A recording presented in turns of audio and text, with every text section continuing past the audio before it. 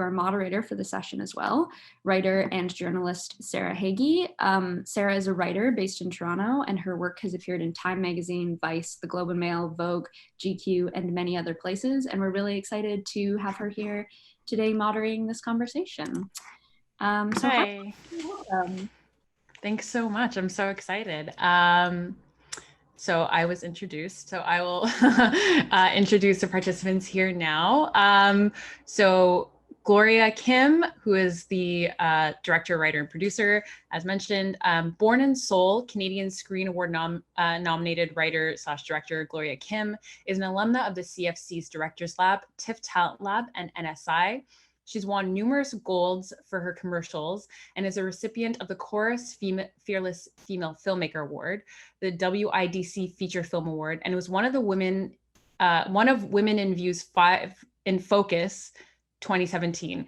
She's directed multiple episodes of television and is currently slated to direct for the hit series Coroner on CBC.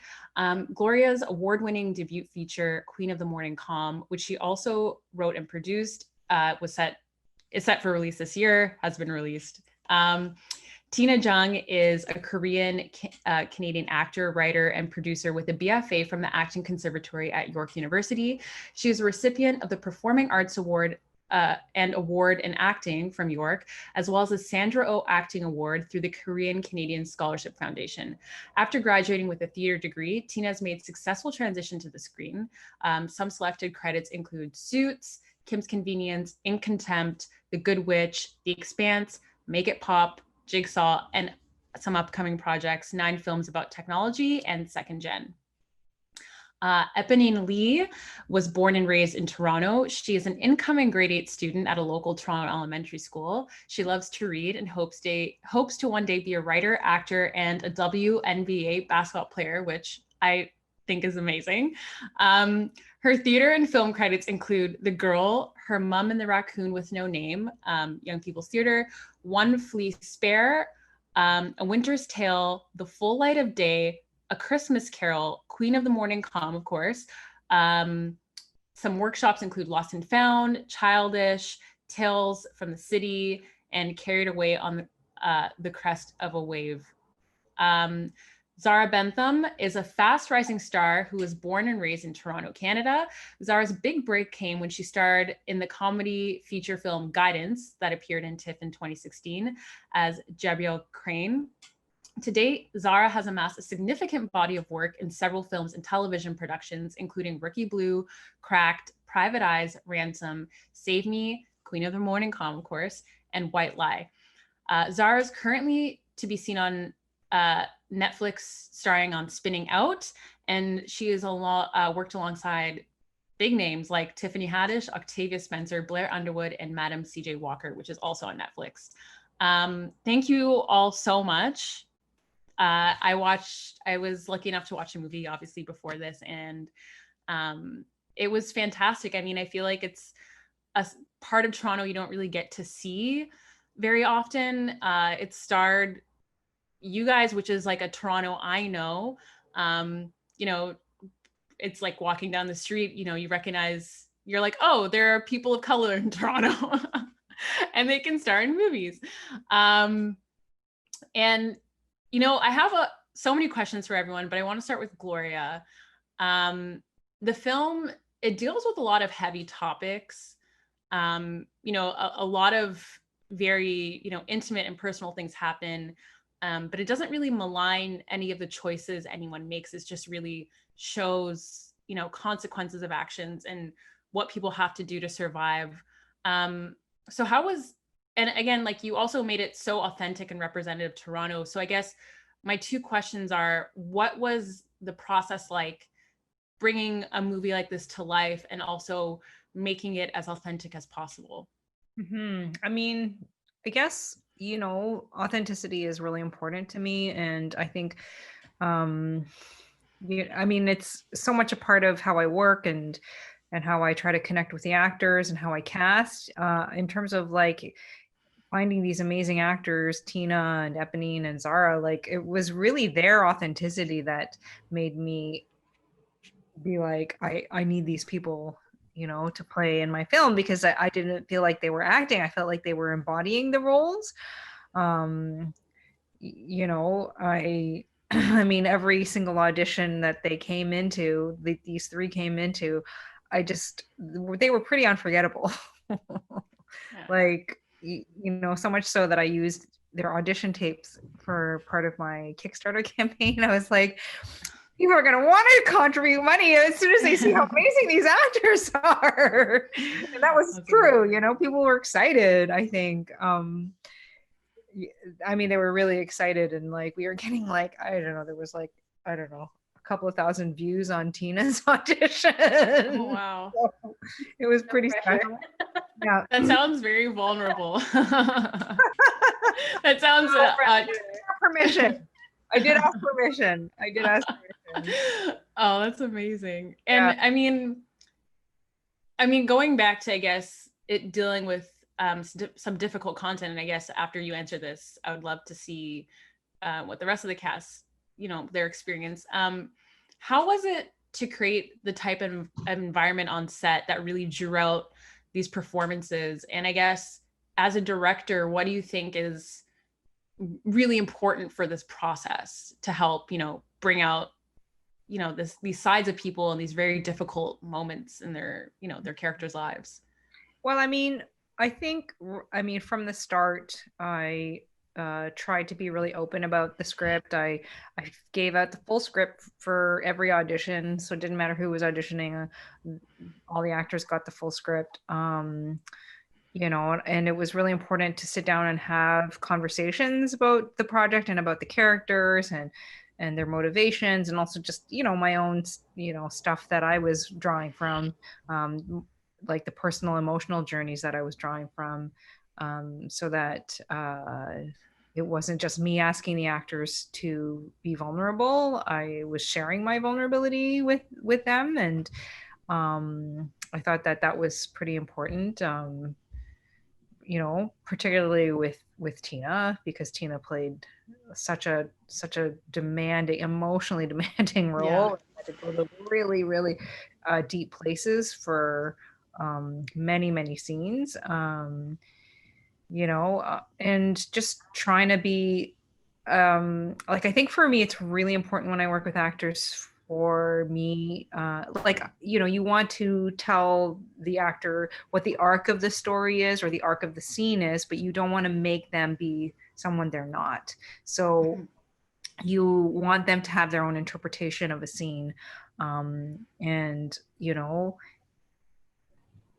like, I hate to use adjectives, but say like you're supposed to be sad at the end of the scene, you know, like you don't say, and now I want you to cry. You just, you know, say, we just talk about motivation or what the character wants, and then you let them get there on their own, right? So I mean, that's how I like to work. I don't think it helps actors when you tell them what they have to feel. I think, you know, it's just much more respectful when you see them as co-storytellers, and that's how I like to see actors. So amazing. I guess I'll throw it to you, to the rest of the actors here, starting with Tina. Yeah, what was that, I guess, that director actor relationship, especially as, you know, your character's arc progressed? Yeah, well, I think the most important thing about that was to have an open communication with each other. And what I really appreciated with Gloria was that before each scene started, it was more like, okay, let's talk about this scene, rather than just like, let's block and then shoot this. So Gloria would either share a personal story, or she would get me to talk about something personal about myself that would help transition that into the scene that we were working on. And the thing about Gloria is that, like, yeah, like she's not like, I need you to cry at a certain sentence or a certain line or a thing that you hit. It was more like, let's see where the scene goes. And then we tried it like a couple of times, or like as many takes as Gloria needed. We just kept working on it, and each take had a different outcome and a different emotion that came out from it. And I liked having that variety that we worked on, because, you know, sometimes we found stuff that necessarily we didn't think that it would go towards that direction, but it did. So each scene was more of like a discovery for us. And I think having that communication really brought that out as an actor and for a director, kind of collaborated really well. Yeah. Amazing. And Zahra? Yeah.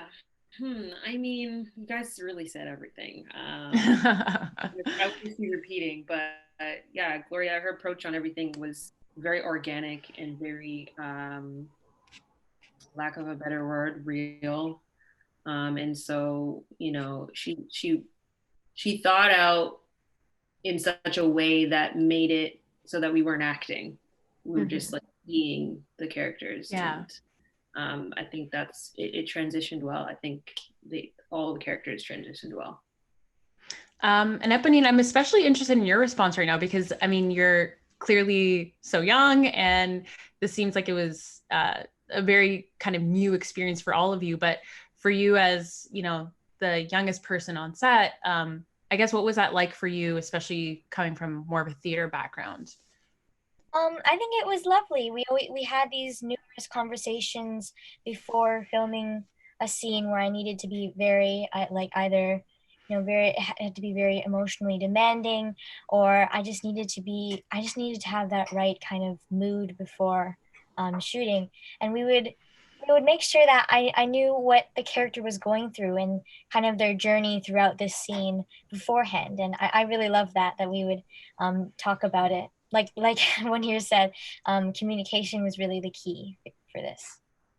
That's amazing. Actually, I would love to throw it to a clip right now from the film where we see Tina, who plays Deb, and Zahra plays Tammi. I really like the scene. And it's just them, kind of smoking weed, talking about their futures. And it's like a very intimate moment between women and friends. And I think it was really special. So just one more class and I'm done.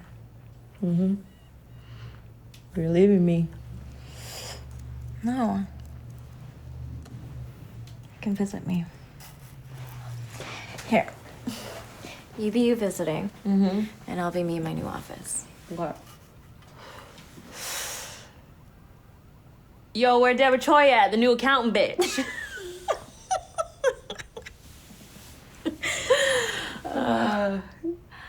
I'll get a suit and I'll look so awesome. Yeah, you will. So what you gonna do for your birthday? Fuck it. Nothing. Why? You know why. Bitch, you look great, okay? You could be dancing for the next 10 years. No, I'm out. Remember Sue? Yeah. She went to college. I'm gonna be like her. Yeah, right. You just wait. Okay. Okay, I gotta go feed Mona and get ready. Okay.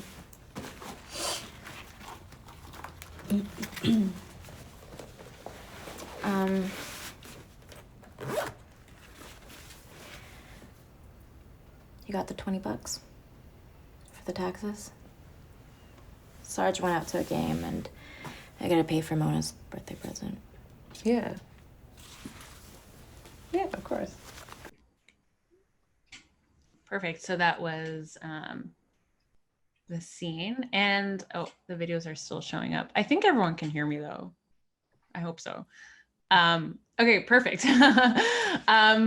So for Tina and Zahra, I mean, it was a very, like I said, like it was a nice intimate moment between friends, like a moment of, I guess, calm in a way. And I guess, what was that like? What was shooting that like for you guys? Like, I mean, as you're, portraying these friends who are both kind of have these dreams and are going through something. And then, I mean, towards the end, you can kind of tell Deb doesn't want to ask for the money, but she kind of has no choice. So yeah, I'm just wondering, I mean, if you could speak to the relationship you guys had on film and I guess that scene in general. What day was that, Tina? I think that was like midway through or towards the end. I don't remember, to be honest. Do you want to speak on it? Go ahead.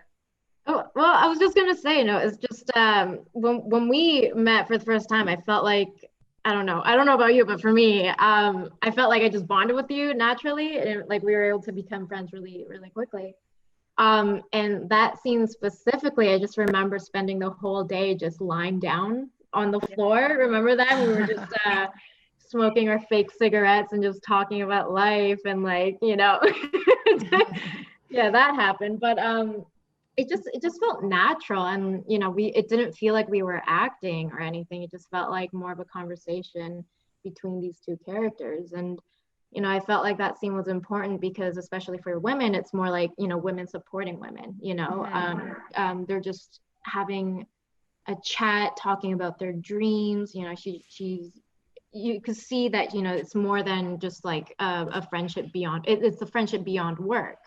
And she's able to openly talk to Tammi about wanting to go back to school and getting a job as an accountant, wearing a suit, working 9 to 5. Like that's the dream that she has. And like Tammi fully supports that and encourages that to Debra. And it's kind of like a moment of support and a moment of friendship and hope in ways that Debra can openly say, I want that. And you see that for the first time in the film, that she kind of almost asks for permission in a way to be like, can I do that? And Tammi being like, yes, you can do it and you should go for it, kind of thing. So yeah, it's met without judgment, which I feel like is important for their relationship altogether. Yeah. I mean, the process of that was, I don't even remember what day, like you said, I don't remember what day we shot that. Yeah. But yeah, no, that specific scene though it was fun, man. It was chill. Like this movie has been like probably one of the chillest movies I've ever done. Just in the sense of like, not having that like underlying pressure, of the director, like being like, you gotta make sure you get your lines, like, or whatever, and so that scene, yeah, we were just lying down, literally chatting. Like that's what it was. Yeah. And yeah. Happened to catch that moment, yeah, so the process of it, yeah, it was great. I enjoyed it a lot. I love that scene. Oh, that sounds so great. I guess this is leading me to another question for you, Gloria, and I would love for you guys to all chime in as well, is that there are a lot of moments of like real solidarity between women and just like kind of, women in hard places in their lives helping each other out. And Gloria, I guess, what was that like, as a writer and a director, really putting that in your film, because it isn't something that you see very organically sometimes, I feel like, especially if it's not a woman directing. But it did feel very real, the relationship between mother and daughter and, between friends and just, yeah, I would just love to know your thoughts on that. Yeah, I mean, for me, this film is about sisterhood and it's about women backing other women up, right? Mm-hmm. And mother-daughter relationship is all about that, and the Tammi and Debra relationship is all about that. And I think, it's funny, we don't see a lot of sisterhood films, that are not somehow just about some dude, which, I mean, there is a dude in this film as well, but yeah, like, I think like it was so important for me, creating the Tammi character and having that best friendship and just having that, like, that loveliness between the two of them, and just, feeling like finding these two incredible actors, Tina and Zahra, who just had this chemistry on screen that, that I could do that. And I always knew I wanted to shoot that scene as a oneer, without cutting between, that it was always going to be the 2-shot, and we were going to live or die on that 2-shot and that chemistry between the two actors, right? And I just knew that it was there. I just knew we were going to get there. Like, it was just, I don't even think, I don't know how many takes we did of that, but like not even that many. It didn't feel like, they just really flowed together. And I think that, just in terms of like, as a statement for me as a woman, as a feminist, as a woman who supports other women, it was just really important to show that on screen.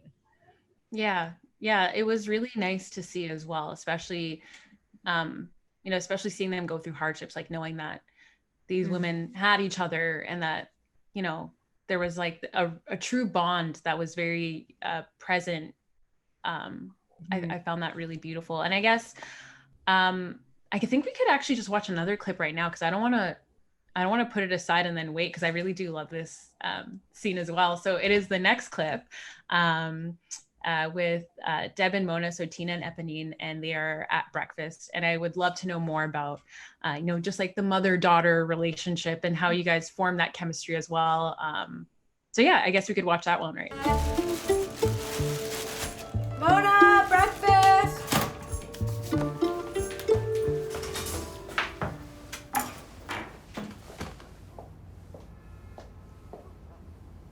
Where'd you get those glasses?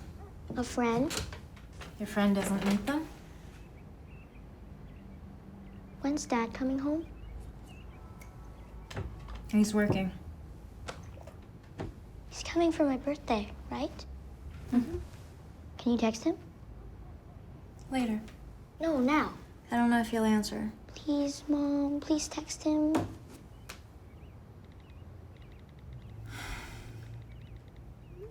Happy? Did he answer? Mona, give him space.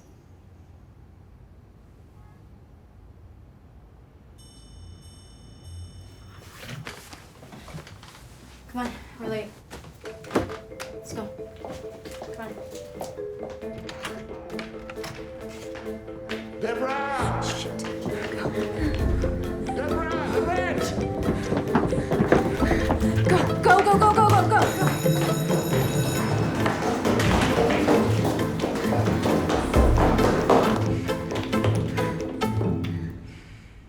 Late again, Mona.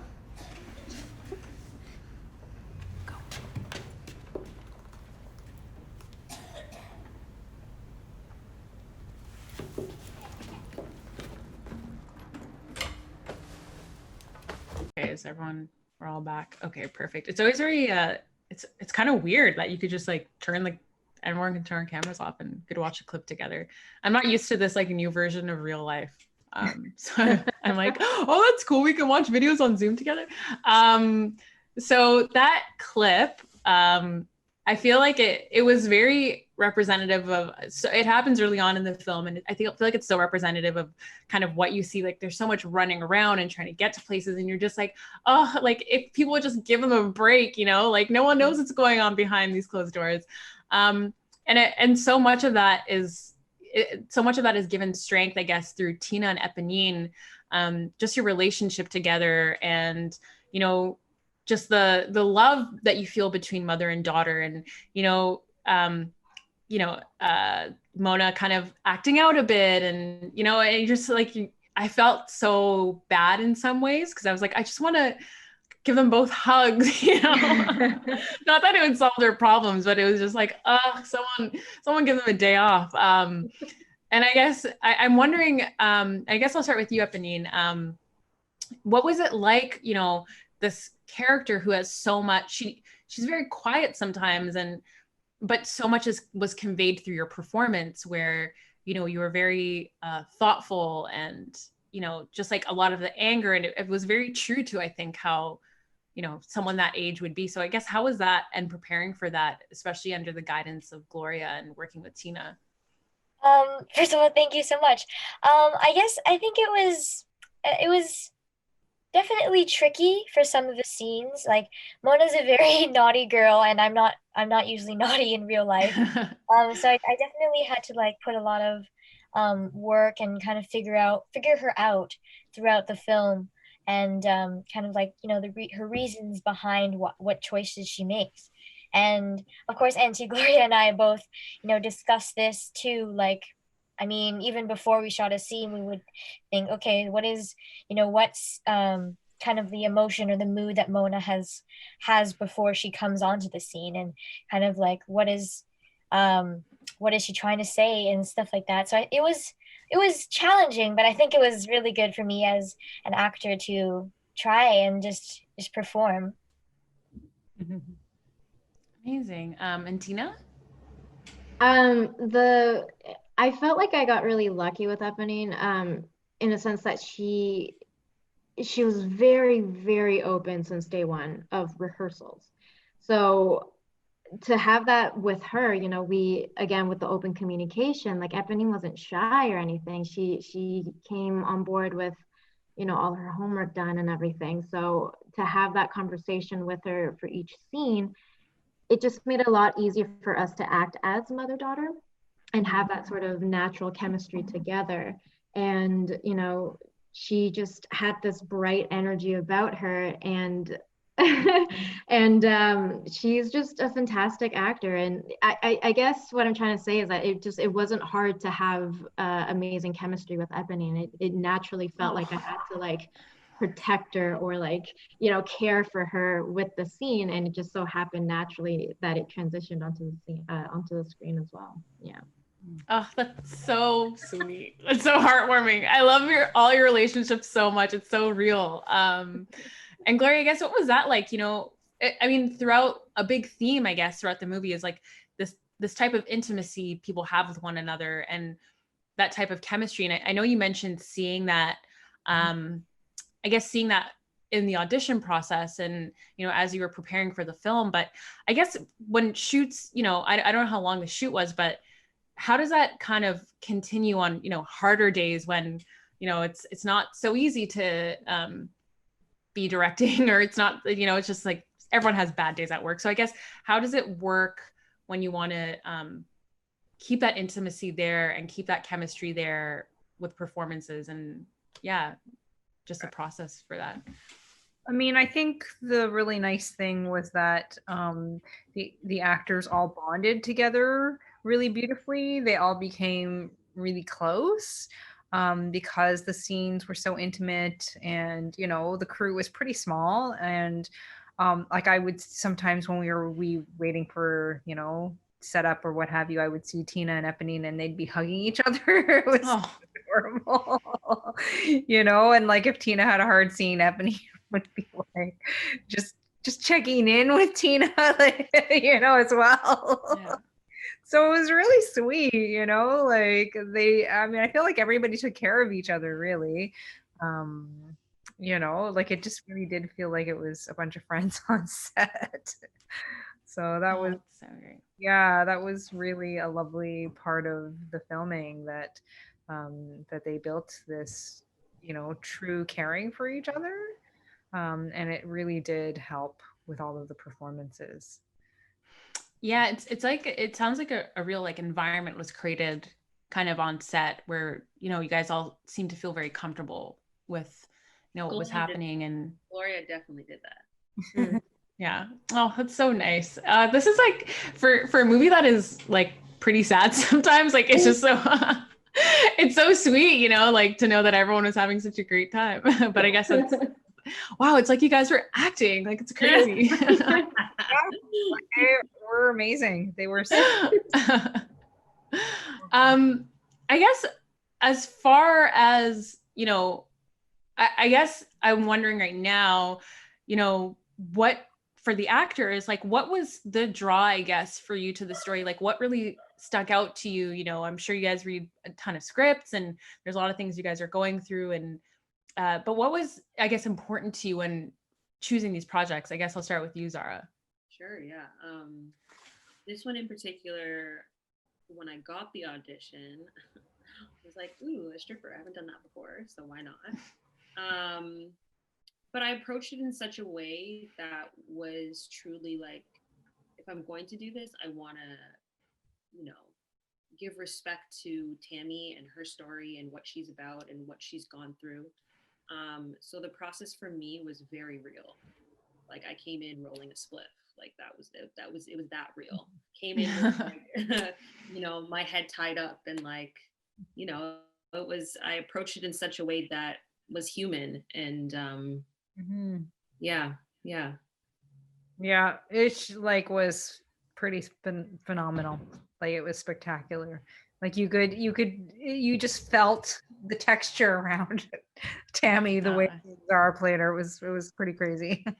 Yeah, I mean, again, like it felt very natural for all of you guys. And yeah, I guess I'll throw it to Tina. What was that like for you when choosing this project? When I read the script, it was extremely like raw and heavy, and Debra went through such an emotional journey that the first time I read through it, I just bawled because it evoked such a strong emotion. And I'm like, I want to do this. Like I started to, already think about like what she went through, what her backstory was. And I came in with like an idea of Debra already made up, that I just kind of presented it to Gloria, being like, this is what I have. Like, I don't know if this is what you wanted, but this is what my version of Debra is. And also it's because like I've never had a role like this before, and I wanted to challenge myself as an actor to just kind of see how far I can take this role within the world that was created. And I just love the whole research process behind it, because it was such a personal story to Gloria as well. I wanted to make sure that everything was right, and I wasn't butchering anything, or I went to like a strip club. I interviewed some dancers. I wanted to do that. I read a bunch of articles and stuff, just so I had like a background research, just to bring some authenticity to this character. So that's what I did. Yeah. What drew me to the role as well. Yeah. You took lessons. Oh yeah. I mean, I was wondering because I was like, you guys are really good at this. Like, there must have been some lessons involved. Oh yeah, I took some lessons, and then our hair and makeup artist, Joseph Hines, he actually did pole dancing as well. So he actually helped me choreograph that scene in the club. So credits to him too.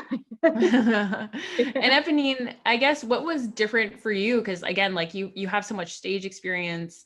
What was this like, I guess, being your first, major role on film?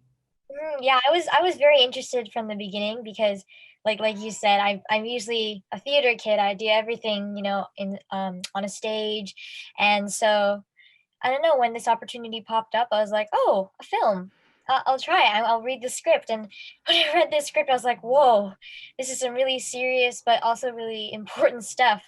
And right away, I was kind of just like, I think I'm ready. I want to try it. Because I had never kind of had this kind of a role before, as big as a role it was, and also the kind of character that Mona was. I had never played a role like that. So I was just really interested in trying it out and kind of learning and discovering more as an artist. Amazing. I just want to say one quick thing to the attendees right now. I'm getting some messages on the chat, some of the questions, and I would encourage you all to, put questions there, because that is how we'll be doing the Q&A. So I think we're going to speak a bit for like maybe 5 or so more minutes, and then we'll throw it to questions. So please have those questions flowing in it. I'm very curious as well. I guess, another question for Gloria here. You've mentioned that this film was 10 years in the making. So how was that process for you, especially from when you wanted to make this as a film to, now it's complete, it's out there to the world. So what was that like over the last decade? It was like interesting, like it really, it's like a lot has changed in 10 years, I would definitely say. And we are much more open now to diverse voices and stories, and BIPOC voices and stories. And it really wasn't the case 10 or 12 years ago. Not in the same way. It was, I think this is the thing about making films, period, is that you have to have a lot of perseverance. You have to really believe in your vision, and you just have to keep going. And that was just what I did. I just, like, the characters were so real to me. The voice was so real, and I was so committed to telling this story. And for me, it was really showing a story about a survivor of violence, and I thought that was important to represent that story. I wanted to give voice to other survivors, and so even when I heard no, I just thought, okay, that's okay. I'm just gonna keep going. I just know that I'm gonna make this happen.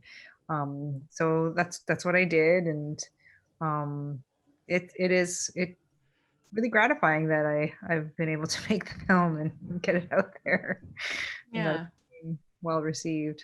I'm really grateful. So yeah, every stage is both wonderful and also incredibly challenging.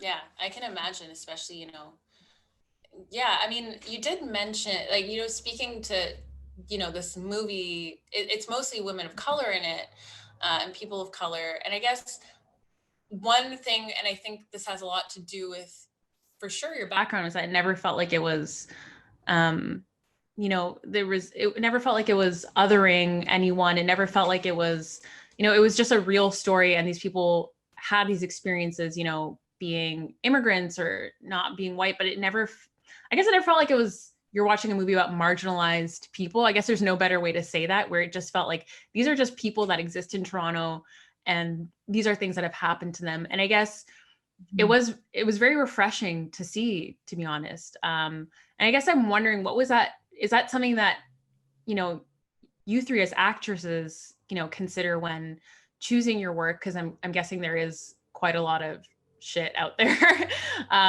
But yeah, like, what was it like, reading something and thinking like, oh, like I'm, this person and I'm just in this movie, rather than it being like a marginalized kind of story? I don't even think I approach my work as like a marginalized story. I think it's just like, I'm a human. I'm a Black woman, but aside from that, like, I can play anybody. Yeah, I guess I mean more the boxes people try and put you in, and how this didn't really put you in a box specifically. It was exactly, you're just a human woman in this role, kind of thing. Yeah, I don't know. It was something that I didn't even really think about that. I don't know. We just were. If anybody else wants to jump on that. No, I agree. It's just like we just happen to be a person of color or an actor of color portraying these characters, but it wasn't necessarily like looking specifically for this type of person for this role. Yeah, I guess. Yeah, no, that's exactly it. Like, that's what I liked that so much about it, was that, again, like, you're not walking around Toronto thinking like, oh, here's this person, here's that person, so I just wanted to represent on screen what I know to be my milieu, like the people that I hang out with, and like, just like, because that is our reality in Toronto. And it's nice to be able to represent that, because it doesn't always happen. Yeah, for sure. And I guess my last question, I think we will throw it to questions soon. Again, please, I encourage you all to not be, I mean, there's no reason why you shouldn't be asking questions, because you don't have to actually stand up and, have like a spotlight on you. So please type them out. But I guess, what is the major takeaway, all of you who worked on this, when, someone watches this and when they leave, like, what is the takeaway you want to see most? Or I guess, like, what did you take away from the experience as well? I guess we'll start with you, Eponine, because I'm very curious. I mean, I think just,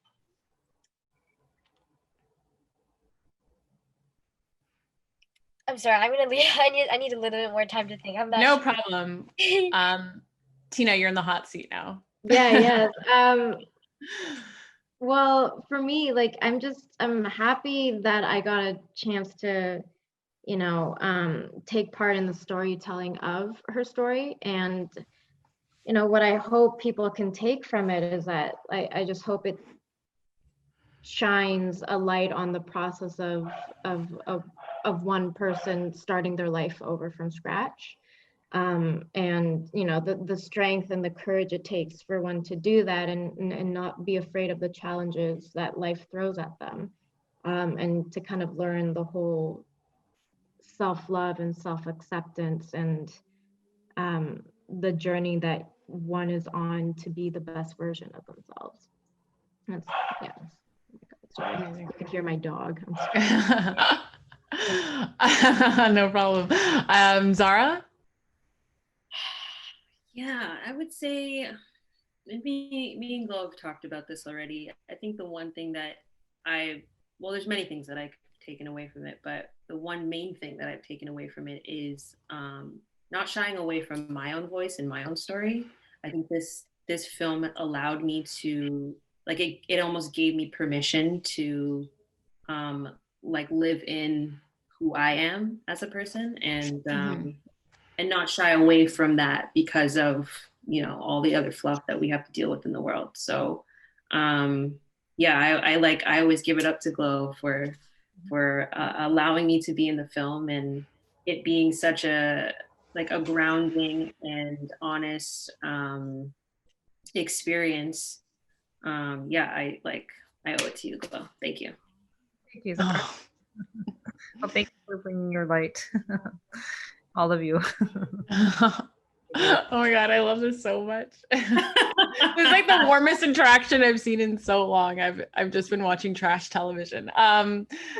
Gloria, Gloria, I would love to know, you know, as a director and as a writer and producer, and like, you know, you've been working on this story for so long, and I guess what is the takeaway as well that you would like to see? And then we can get to you, Eponine. I don't know if you're ready. I don't know, like, I feel like I learned so much. And I mean, I think I learned so much about just like knowing that, you know, believing in yourself and knowing that you can do it and make something happen, you know, and just basically deciding, okay, I'm just doing this. I'm just going to camera. I'm making this happen. Because you could wait for your whole life, you know, to have all the money that you need to make something. And, you know, especially I think when you're at this point where it's a first feature, or you're, you know, a BIPOC director, you know, with a very specific kind of story, sometimes you just have to like be like, I'm just going to take the money I have and make this happen, because I just believe in this project and myself and this team so much. So that was my biggest thing. And then others will follow, and that's what's happened. Yeah, and I really did totally go in with that faith. I was like, I'm going, you know, if you guys want to jump on this train, like there's room. That's amazing. And Eponine? I think for me, of course, I learned so much about, you know, the film industry and how everything works behind the scenes. But I think also a really big takeaway for me was like to never give up hope. Like I learned so much through the story and through Mona's perspective, that even in, you know, the dullest of times, even in the darkest of times, to never give up hope, because there's always a chance, there's always a light there that will, you know, guide you, and just to also believe in yourself. Like Auntie Gloria said, that you know, this project really helped me realize that, like, you know, anything is possible, and you know, everyone is capable of anything, and that people, like, we all matter as people and as artists. And yeah. Oh, that's amazing. I love that you call Gloria Auntie Gloria. I find that very sweet. It says a lot about how like tender the relationship was between you. I guess we'll throw it to questions now. The first question I have here is from Mita G. I'll just read it out loud. So this is for Gloria. The Sarge character didn't fit with the family or sisterhood bond. What was your approach with the actor? Like, was it different? Example, did you separate him from the other actors before his scenes? So yeah, I guess what was that like, fitting someone into that type of story? Yeah, I wouldn't say I separated him. He was definitely part of the, you know, team. He was lovely. It was Jesse Levercombe, who's an incredibly talented and very, very smart analytical actor. And he's the kind of actor who, I mean, every actor's different. You have to figure out every actor's language. But for him, he was very much, he wanted to know every single beat. he just really wanted all of that explained, and then if you explained it to him, he would go there. And so that was kind of amazing. He was a really special actor to work with. And also, for me, he is a very troubled character, but I really wanted Jesse to play him, like really have empathy for this character, really be the character. So there was no like, need to separate him in any way. It's more about like, where are you? Where is this character at this moment? That was, that was where that was, how I worked with him.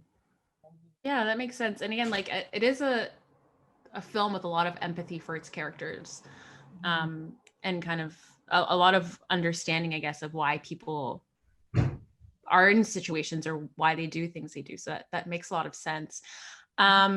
This one's a comment, which I'll read. It says, Gloria, thank you for encapsulating not only women's strength, but also women's fragility and our inherent desire to make the ones we love, make the ones we love happy. This is a beautiful film. And I really think so as well. I guess there's another question from Rebecca. Could you speak a bit more about the relationship between Mona and her father, and how she came around to supporting her mother and building such a strong, beautiful relationship with her in the end? I love the way this was crafted. I'm wondering whether this was a story that was set to go from the beginning of Gloria's writing process. Yeah, like it's interesting because the first draft, the full draft of the feature that I wrote, the easiest part was the ending.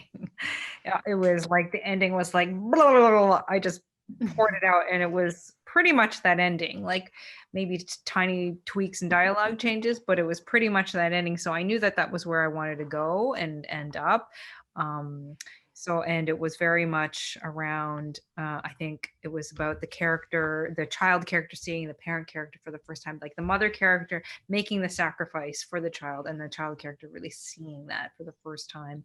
And then the mother character saying, you're the love of my life, right? Because the whole thing is like this journey, right, for Debra and for Mona, like discovering that they're the loves of each other's lives. Yeah, right from the start, that was there. And it was something that it's interesting when you write it in the script. It's hard to almost describe that transition, but I always knew that transition was going to be there, that it was going to be beautiful, it was going to exist. And honestly, like directing that scene between the two of them, and even just the scene before they do their thing, it was like it really, they just knew. They just knew. It was pretty amazing. Thank you so much. I guess this is perfect because we do have time for one more question, so I'll read the last one out. This is from Jessica. This film is fantastic, Gloria. Congratulations to you and the whole cast. Now that you've made this feature, what is a dream project you'd like to do next? And I guess I would like to know as well for everyone else. I mean, it's time to dream. It's nice to dream when everything's like this right now. So I would definitely love to know your dream project, starting with you, Gloria. I have a family comedy with romance in it that this is my dream project right now, and I'm like really excited about it. It's going to be fun and it's going to be funny, and there's cute romance, and I'm super stoked to go in a different direction, but still deal with themes of family. Oh, amazing. That's great. Zahra? You're going to give me more time. No, see you. Go. Honestly, man, it's been a journey, this COVID and quarantining, but I've been thinking about the process of writing specifically a comedy, although I don't really think that I'm that funny, but I'm sure you're very funny. What are you talking about? I actually really don't, but I'm trying it. I'm doing it. I did a like a quick short thing for a CFC when I was in it, and I ended up doing a comedy. So I wanted to basically expand off of, if anybody knows that's listening to this, Coco, and see where I can take that. I saw that, by the way, and you were fantastic in it. So thanks, girl. More of that, please. Tina? For me, I'd say it's a dream project / collaboration, but I would love to meet and work with Bong Joon-ho, the director, and like anything with like Michael Schur, Dan Gore, Dan Fogelman, like that kind of stuff. That would be like a dream collaboration work for me. Amazing. And Eponine? I mean, I'm open to anything, but I guess right now, my dream projects would probably be finishing this EP that I'm trying to work on, and I guess finally writing out a couple stories that I've had in my head for a while. So those would be mine. Well, let me tell you, you have plenty of time. You have so much time. And I guess one thing I'd like to say before we wrap up is that, this is, I feel like one thing that, even when reading reviews and everything, which I'm sure is a very scary thing to do when you're a part of a project, but it does, a lot of people have watched this and thought like, wow, like this is the beginning for these really amazing careers that you guys will all have, so I think your talent really shone through, like it really, was shining through these scenes and this whole film. And thank you so much for this talk and for, making this movie. And I really believe that like all your dreams will come true. That's my COVID wish. Thank you, Sarah. I'm like, you guys can do it. If anyone can do it, you guys can do it. I stand so hard now. I was watching it the whole time, just like, oh, I love these people. So nice. So yeah, thank you so much for your time. Thank you for the very thoughtful answers. And yeah, this was great.